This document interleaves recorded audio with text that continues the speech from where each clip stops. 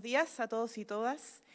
Queremos partir como gobierno esta vocería saludando a todos los que pertenecen a la comunidad LGTBIQA+, por ser el Día del Orgullo, un día muy importante para nuestro país.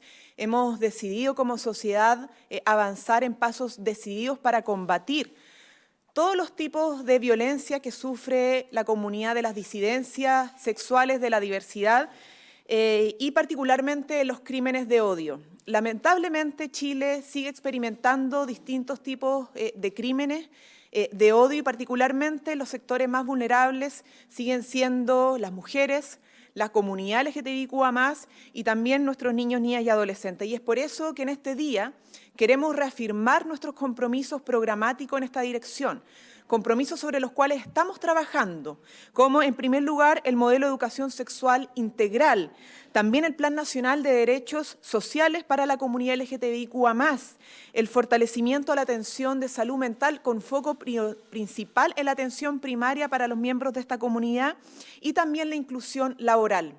Hoy día mismo ya se hizo un anuncio entre la ministra de la Mujer y Equidad de Género y nuestra ministra del Interior para tener un plan de litigación estratégica, es decir, que no solamente el Ministerio de la Mujer puede hacerse parte a través de del Servicio Nacional de la Mujer con querellas en caso de crímenes que afectan o delitos que afectan a mujeres trans y mujeres en general, sino que también el Ministerio del Interior por aquellos delitos que son de alta connotación social y que afectan la vida y la integridad física y psíquica de las personas de la comunidad.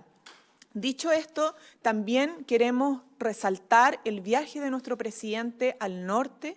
Esta es otra de las visitas que hace nuestro presidente de la República a regiones, particularmente a Arica.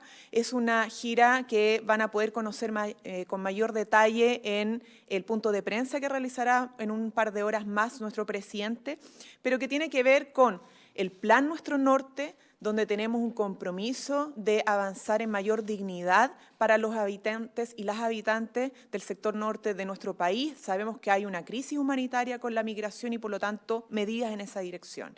Y también respecto a nuestros compromisos en agenda descentralizadora. El presidente de la República viene de regiones. Hemos establecido encuentros históricos con los gobernadores y gobernadoras electas de nuestro país en la línea de traspasar competencias desde ya a los gobernadores y gobernadoras electas. Y en la gira del presidente también va a tener anuncios en esa dirección en el marco del traspaso de competencia. Tenemos una semana legislativa también importante, como ustedes lo saben, hemos discutido bastante a propósito de una situación que nos parece abusiva en relación a una empresa de gas natural, que provee gas natural, y por tanto esta semana va a materializarse el ingreso de la ley corta sobre gas natural. En segundo lugar, como estamos a puertas y quedan poco tiempo para el plebiscito del 4 de septiembre, también tendremos anuncios importantes sobre el transporte para el día de la elección y esperamos que sea algo permanente, porque en cada elección los habitantes, la ciudadanía nos pide mayor facilidad para poder acercarse a sus lugares de votación. Hemos hecho esfuerzos, es cierto, con la georreferenciación de los lugares de votación respecto a el domicilio de los ciudadanos y ciudadanas, pero creemos que esto no es suficiente y que hay que avanzar mucho más para que el día del plebiscito y las elecciones que vengan a futuro sean lo más participativas y democráticas. Y eso implica un esfuerzo adicional desde el gobierno central para poder dar todas las facilidades a nuestros habitantes y ejercer su derecho. En segundo lugar, ya vamos con, en tercer lugar, con 13 mensajes ingresados por parte del Ejecutivo. 5 de esos mensajes ya son ley de la República. Hay 54 urgencias vigentes a la fecha y seguiremos avanzando en la agenda legislativa que nos hemos comprometido. Mañana, además, se ve la renovación del estado de excepción, es algo que hemos estado conversando con las bancadas, con los partidos en particular del comité político del oficialismo, y consideramos que es muy importante mantener el estado de excepción como lo hemos decretado, con la distribución de las Fuerzas Armadas que hemos trabajado, obviamente con dicha institución y de la mano de la ministra de Defensa, ha tenido buenos resultados y también estamos reforzando todo lo que es la capacidad operativa de las policías y la parte de inteligencia investigativa para poder ir destrabando a las bandas de crimen organizado. Ya hemos tenido buenos resultados con el reforzamiento de los drones para poder detectar hechos delictivos de la zona como el robo de madera y esperamos seguir avanzando en esa dirección. Por cierto, que la ministra del Interior va a estar dando cuenta de esto en el Congreso durante estos días. Y lo más importante es que cerraremos la semana con la presentación de la reforma tributaria. Ustedes saben que hemos venido planificando esto hace ya varios meses, una planificación que ha estado liderada por el Ministerio de Hacienda, pero que ha sido también trabajada de manera participativa con la División de Organizaciones Sociales y que hoy día además va a ser acompañada esta planificación en el marco de la discusión legislativa por la OSDE, de un equipo de expertos de la OSDE para que este sea un proceso no solamente amplio, participativo, transparente, debatido, sino que también acompañado de la experiencia y de información también fidedigna por parte de organismos internacionales como la OSDE. Nosotros buscamos con la reforma tributaria poner una centralidad. ¿Y qué es lo que ha marcado nuestra campaña? Como también los discursos de nuestro presidente de la República, porque sabemos que es parte de los anhelos de nuestros ciudadanos, nuestros compatriotas, que avancemos en mayor desarrollo, que avancemos en mayor dignidad, que avancemos en mayor justicia social. Y por eso esta reforma tributaria no es contra nadie en específico. Si hay algún adversario que podemos encontrar al frente es la desigualdad, es la injusticia y el abuso. Porque esta reforma tributaria lo que busca es representar los anhelos de mayor justicia, mayor redistribución de los ingresos, mayores derechos sociales y combatir los abusos. Por ejemplo, de quienes no, teniendo que pagar impuestos, no pagan impuestos. Y por eso las normas anti-elusión, por aquellos que tratan de vulnerar el espíritu de la ley, invirtiendo en paraísos fiscales para no pagar impuestos. Para aquellos que hoy día, pagando impuestos a través del IVA, no ven derechos sociales garantizados por parte del Estado. Bueno, queremos financiar derechos sociales. Para aquellos que ven que nuestros recursos naturales se van al extranjero y no dejan la riqueza suficiente para el desarrollo de nuestro país, como por ejemplo lo que queremos combatir con el royalty minero. Y así, transparencia, justicia tributaria, combatir las desigualdades para mayor dignidad, es lo que busca esta reforma tributaria que será ingresada el 1 de julio. No el 30 porque el presidente se encontrará afuera. Esperamos que el debate sea con altura de miras, esperamos que esto sea un pacto fiscal donde nos podamos encontrar todos y todas y, por cierto, el llamado del gobierno en este caso es la más amplia unidad para avanzar en un Chile más justo, en un Chile más digno. Preguntas. ¿Qué tal, ministra? ¿Cómo está? Muy buenos días. Le quiero preguntar de cara al plebiscito del 4 de septiembre. La última encuesta ha mostrado un alza en la opción del rechazo. Algunos analistas plantean que esto responde, por ejemplo, que está muy ligado a la aprobación del Ejecutivo, que también cayó en la última encuesta, con el trabajo también y la caída, naturalmente, del trabajo de la Convención. ¿Ustedes lo ven así, que hay una mancomunión precisamente entre ambos números? Y lo otro, a propósito de las declaraciones del ministro Jackson el fin de semana diciendo que de cara al plebiscito, el 5 de septiembre van a pensar en una opción o van a proyectar, en definitiva, lo que va a determinar la ciudadanía en esa elección. ¿Creen que es muy tarde? Algunos lo plantean así, si es que tiene que haber una alternativa previa, escenarios en todas las posibilidades de cara a esa elección. Muchas gracias. Mira, no voy a hacer análisis de encuesta en este momento. Creo que lo que corresponde es señalarles a todos y todas, no solamente a los medios de comunicación, sino que a la gente, que nuestro gobierno está esperanzado.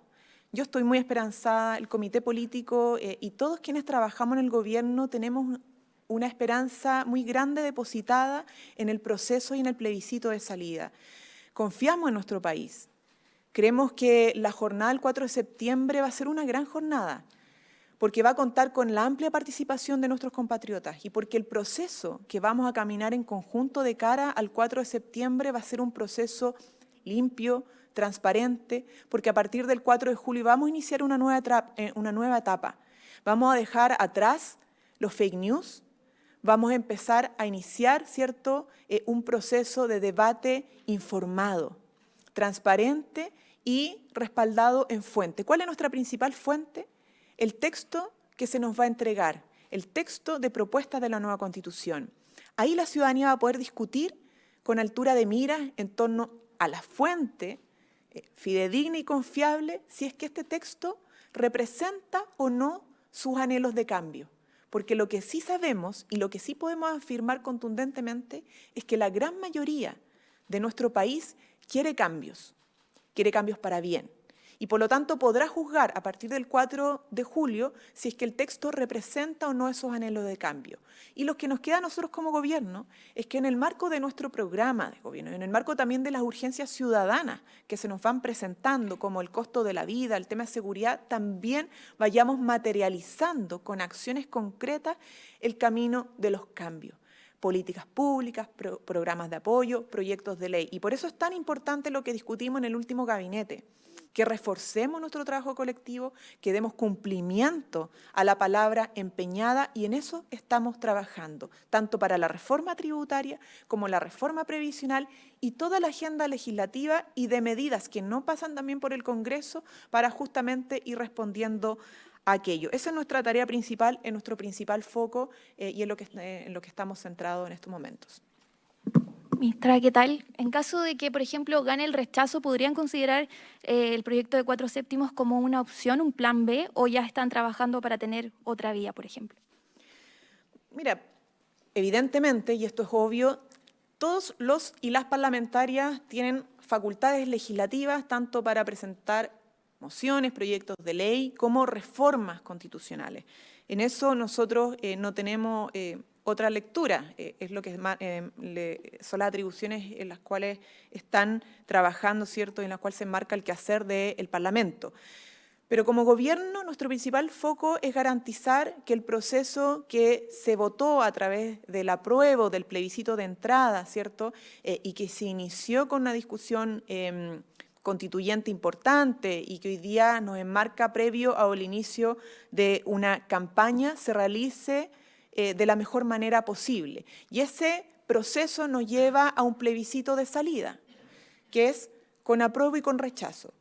Esas son las dos únicas opciones. Luego del plebiscito, es decir, el 5 de septiembre, la democracia seguirá funcionando. Y eso parece una obviedad, pero vale la pena recordarlo y reafirmarlo. Después del 4 de septiembre, la democracia sigue funcionando, con sus iniciativas legislativas, con sus iniciativas constitucionales, con sus debates democráticos, sea cual sea la posición de los representantes populares como de la ciudadanía que debe ser representada. Por lo tanto, nosotros no estamos censurando ni vamos a censurar ninguna discusión. Lo importante para nosotros en la tarea y el mandato que tenemos es garantizar que el camino que se ha dibujado de apruebo o de rechazo se dé de la mejor manera, lo más transparente y la manera más responsable para que no solamente esté garantizado el derecho a voto, sino que el derecho a voto informado. Ministra, buenas tardes. Contrapreguntando también la idea de mi compañera, es si finalmente el tema de los 4 séptimos, que se va a ver también en la Comisión de Constitución en el Senado, empaña el proceso del plebiscito del 4 de septiembre, porque si bien esto se está discutiendo ahora en el Congreso y busca reformar efectivamente la nueva Constitución, si es que esto se aprueba, ¿empaña el proceso efectivamente a su juicio? Vuelvo a responder, creo que respondí anteriormente, si no quedó suficientemente claro. Para nosotros como gobierno lo central es que la gente pueda concurrir al día del plebiscito con toda la información disponible, porque lo que tiene que definir ahí la ciudadanía es si aprueba o rechaza. Luego de ese día, evidentemente, insisto, que la democracia sigue funcionando. Algunos que quieren adelantar esa discusión, bueno, es legítimo, pero nuestra centralidad, nuestro foco principal es que este proceso hacia el 4 se dé de la mejor forma posible y en eso estamos trabajando. Ministra, esta semana y los días anteriores han sido evaluados complejos para ustedes como Ejecutivo, esto ante los errores no forzados que han ocurrido, lo que fue días pasados también con la primera dama. Hay una mala evaluación que se ha hecho, por ejemplo, a la ministra de Salud, Yarza. También en las encuestas se ha dado cuenta una baja en el amplio gabinete de ustedes y también lo que se ha hablado de que analistas ven que esto va de la mano como si le va mal al presidente. En la desaprobación también aumenta el rechazo a la futura Constitución. En ese caso, ¿cómo ustedes se van a rearmar? ¿Cómo van a avanzar comunicacionalmente para mejorar esto, sobre todo ante los llamados que están haciendo algunos parlamentarios de que haya un cambio de gabinete? Bueno, nosotros tenemos encuentros de gabinete todos los meses y en el último encuentro reafirmamos, ¿cierto?, la tarea principal que tenemos de empujar nuestro programa, de fortalecernos, ¿cierto?, nuestro trabajo colectivo, que es sumamente importante porque todos los compromisos programáticos requieren del trabajo mancomunado de los distintos ministerios. Y por cierto que sabemos que la evaluación crítica que puede tener la ciudadanía es sobre nuestra capacidad de cumplir correctamente con los compromisos de cambio. Y cuando tenemos episodios que ponen en duda aquello, efectivamente vemos con justa razón que puede haber una percepción crítica de la ciudadanía. Y por eso, por ejemplo, respecto al caso de Irina, lo que hemos señalado es que aquí hay un plan que se ha venido trabajando y que prontamente también podrán conocer sobre cómo se va a ir ejecutando lo que el presidente también comprometió y lo que la misma Irina ha planteado, que es un cambio. Es un cambio concreto de superación de una institución, ¿cierto?, que como la hemos venido conociendo nosotros durante ya décadas, consideramos que es arcaica y que hay que superar. Y eso se ha estado trabajando, por eso lamentamos obviamente que se haya desviado el foco por un error, pero lo de fondo, lo importante es que hay un plan de cambios y que la ciudadanía podrá conocer prontamente también. Pero ¿cuál es la autocrítica que hay en el gabinete? Efectivamente, si hay una baja en todos los ministros de Estado, se ha criticado la labor estratégica como lo ha realizado y también legislativa, por ejemplo, del ministro Jackson. ¿Qué se tiene que hacer para mejorar eso? Porque ya es evidente y hay varios parlamentarios que piden lo del cambio de gabinete. ¿Cómo se refuerza eso y en qué se han equivocado? Que pueda haber alguna reflexión ante eso, ministra.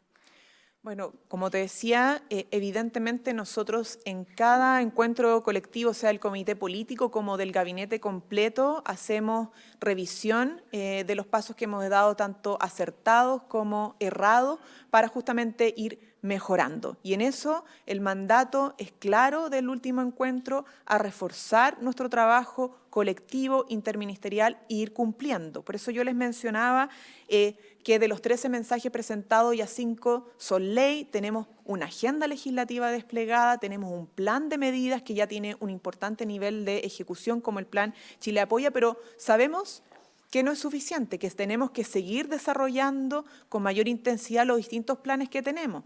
El plan Chile Apoya ya ha tenido su desarrollo, pero el plan Nuestro Norte tiene que avanzar. El plan en la Araucanía también tiene que avanzar para el buen vivir de los habitantes de esa zona. En fin, tenemos todavía muchos desafíos. El escenario de nuestro país no es fácil, es difícil, pero tenemos la confianza que ante esta adversidad podremos ir dando pasos decididos para superarla y poder garantizar mejores condiciones de vida. No todo obviamente depende del gobierno, hay una situación internacional compleja que está afectando a nuestro país.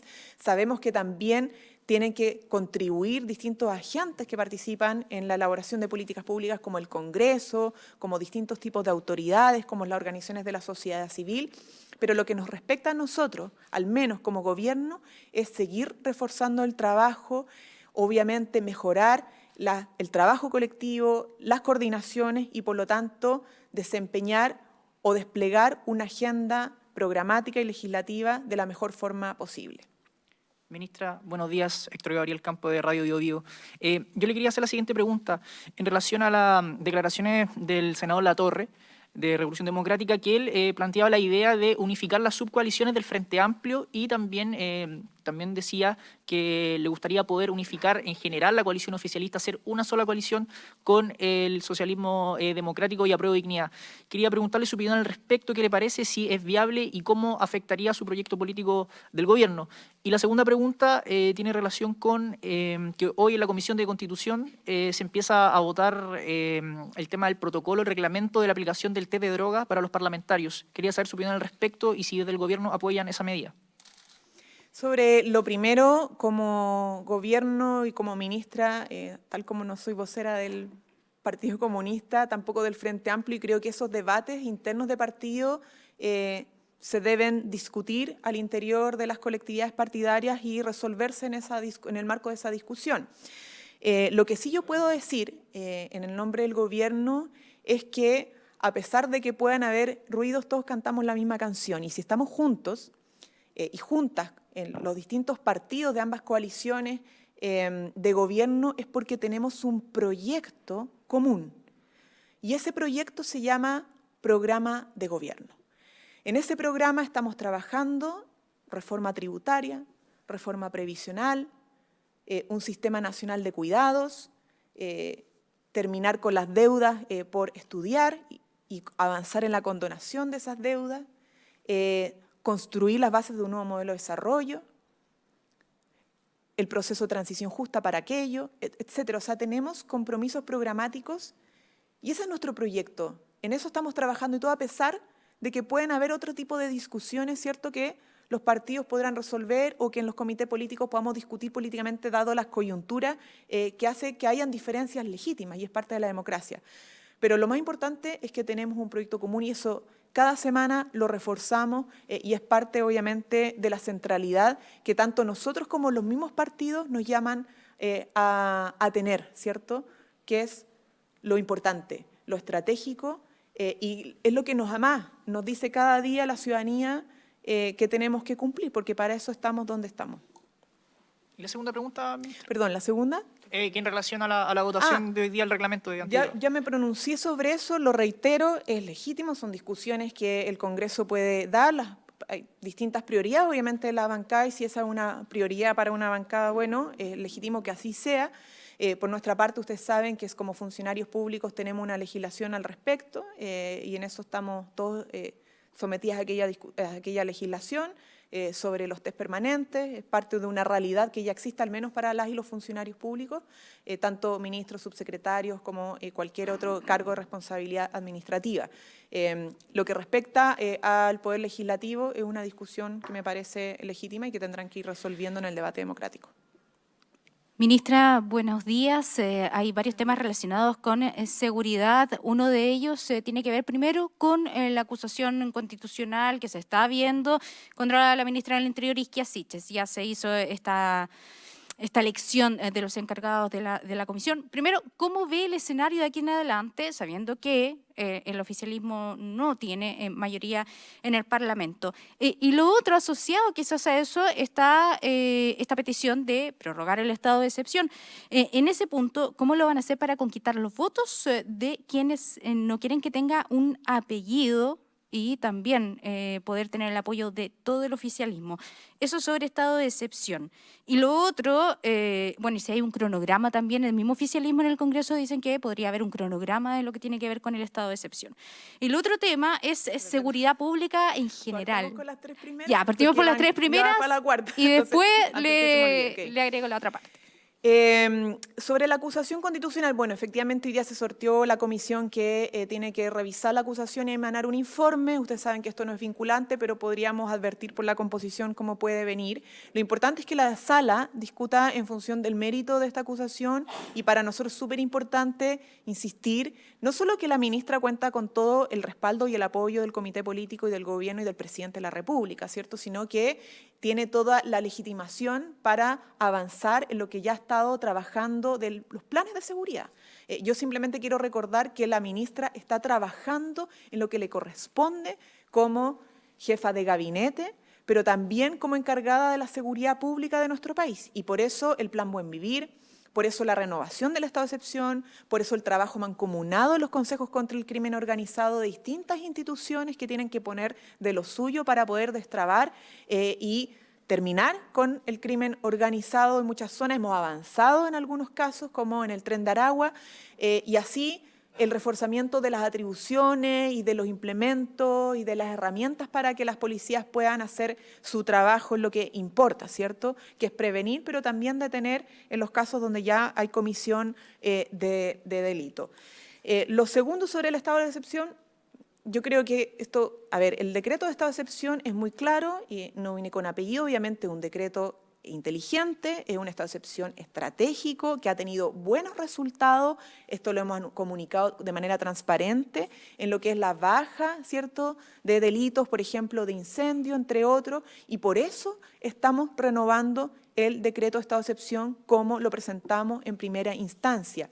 Nosotros creemos que efectivamente es importante avanzar en tener que levantarlo, es decir, pudiendo con las otras herramientas que hemos estado desplegando, que tiene que ver con investigaciones, tiene que ver con el reforzamiento de las policías, en destrabar las bandas del crimen organizado, como también avanzar en el plan Buen Vivir para que ya luego no sea necesario, lo más pronto posible, no sea necesario la renovación del estado de excepción. Pero por mientras, creemos que sí es necesario, lo hemos planteado a los partidos, a las bancadas, y por eso mañana la ministra va a estar desplegada en esto y esperamos contar con el respaldo porque ha tenido, como les decía, buenos resultados. La tercera pregunta. Sí, usted me decía que le preguntara después. Bueno, hay una sesión especial del Senado por el tema de seguridad y las dudas son más bien si van a presentar, por ejemplo, medidas pronto en materia de seguridad a corto plazo, acelerar la tramitación de este Ministerio de Seguridad Pública, y asociado a eso también hay un tema que ha generado bastante temor en la ciudadanía, que ha sido este ataque que se dice que tiene intencionalidad a esta enfermera de la Clínica Cordillera. Entonces, eso se suma a esta sensación de miedo respecto de delitos violentos que están ocurriendo. A ver, las preguntas se relacionan un poco con lo mismo, ¿cierto? La agenda de orden y seguridad. Nosotros tenemos en ejecución varios planes, utilizando las herramientas institucionales que ya tenemos y aprovechando de coordinarlas para poder tener una mejor respuesta. Y por eso los consejos, por ejemplo, contra el crimen organizado o los operativos para poder ir resolviendo ciertos problemas asociados con el comercio ambulante en barrios específicos, más la distribución de las policías. Pero hay otra agenda que tiene que ver con cambios más estructurales. Y en eso se está trabajando y evidentemente hay compromisos para presentarlos en el Congreso, pero tenemos que preparar bien esas modificaciones para que avancemos de manera responsable en los cambios estructurales institucionales, tanto la reforma a las policías como inteligencia, como armas, que es parte de nuestro plan, una parte la estamos ejecutando, pero otro requiere modificaciones legales, y también, por ejemplo, con el robo de madera, que sabemos que es un problema en la zona sur, que es donde más impacta a la población. Entonces, tenemos en fase preparatoria, ¿cierto? En fase preparatoria varias modificaciones legales que se van a ir presentando, y lo mismo con el Ministerio de Seguridad y Orden Público. Sobre lo del caso que ha generado alta conmoción, efectivamente un caso grave que hoy día está en pleno proceso de investigación. Yo no me puedo referir más a aquello, pero efectivamente se suma a distintos hechos de violencia que está sufriendo nuestro país, que se arrastran hace muchos años y que tenemos que enfrentar de manera decidida, tanto las instituciones correspondientes, Ministerio Público, Policía de Investigaciones, como el propio gobierno con sus distintas facultades de atribuciones desplegados para poder avanzar de conjunto como sociedad en un país más seguro, más amigable y más tranquilo. Ya. Muchas gracias.